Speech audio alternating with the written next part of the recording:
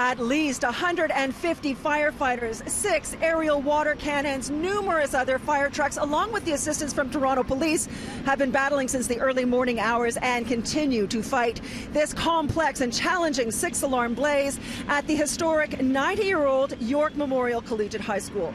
The flames have destroyed much of the beautiful building, including the roof and the auditorium.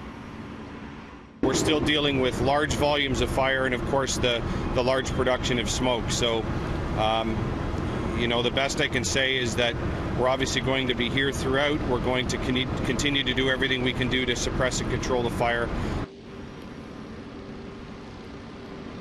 This river of water running along Eglinton West gives you an idea of the sheer volume of water that was needed to battle this blaze, and it seems to be paying off. As you can see, this area was filled with thick black smoke not too long ago, and it does appear to be dissipating. But crews continue to work tirelessly and say they will until the fire is completely contained. Now, this is the second fire at this building in as many days.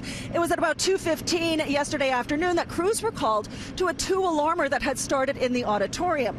That fire appeared to be extinguished, but again at 3:30 in the morning, crews had to return, and it quickly escalated. Now, Fire Chief Matthew Pegg says he doesn't think the two fires are connected, but that is still under investigation.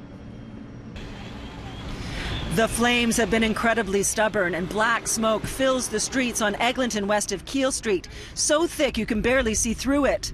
The building was built in 1929 to honor returning soldiers from World War I and was about to celebrate its 90th anniversary. So the school has had a huge significance in this community, and school officials, both past and present, are devastated. Schools are more than places of work. They're where we change lives. The where we quite often spend more time with our students than we do with our own families. So this hurts. David Drew and Susanna Greenaway are both former principals. David also attended the school as a student. I loved the school, absolutely loved it. I started in 1959. I came back as a vice principal in the mid-'80s, and I came back as principal in 95. And that was the highlight of my educational career, coming back. I couldn't have been prouder.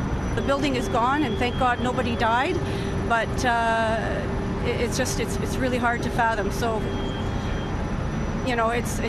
I hope that everybody does have those special memories that they can cherish, because that's basically what we have left.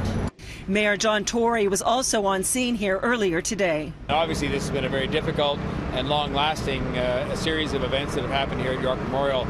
It's very sad. This is a school that is celebrating its 90th anniversary this year.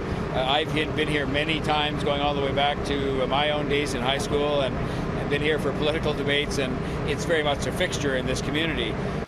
It has been too dangerous for firefighters to enter the building, and so have had the daunting task of fighting the fire only from the outside.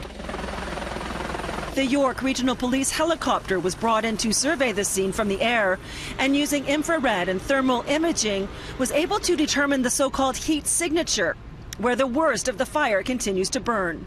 The chopper used the school's football field to take off and land. Chief Pegg said crews were trying their best to save the pool area on the west side of the building and the library on the east. All indications are that those techniques have been successful, so that's good news, but of course very heavy damage to the main part of the building, and that's what we've been dealing with. Pegg said the use of 6 alarms is very rare. Another uncommon method they're using today is Class A foam, which acts like a blanket to help suppress the fire. By this afternoon, things were improving, but there continues to be a very high amount of heat in the building. Now, luckily, no one has been injured in this blaze, and the cause is not yet known for either of the fires, although Toronto Police did say today that yesterday's fire does appear to be suspicious. The Fire Marshal's office is investigating. Now, Eglinton Avenue West here remains closed. Blacktree Drive is behind me. It's closed till there on the, at the west, and Keele Street to the east. Now, many residents had to be evacuated from this area as a precaution. Our Maliha Sheikh is looking into that aspect of the story. Maliha.